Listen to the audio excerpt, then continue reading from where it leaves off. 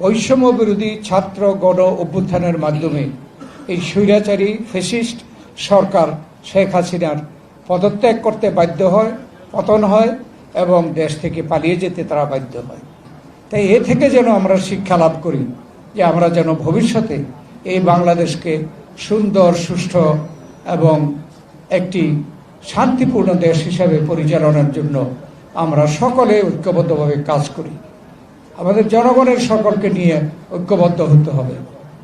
জনগণের প্রধান দাবি ছিল জনগণের অধিকার প্রতিষ্ঠা করা, এবং আজকে যারা সরকারে তারা কিন্তু ক্ষমতা এসে বলেছে জনগণের অধিকার ফেরত দেবে।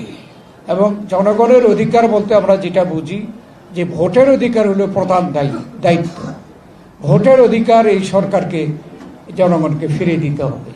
আমরা সেই জন্য দাবি করছি যে অতি দ্রুত দেশে একটি নির্বাচন, জাতীয় সংসদ নির্বাচন ঘোষণা দিয়ে যাতে করে জনগণকে নির্বাচনমুখী করে ফেলা হয়।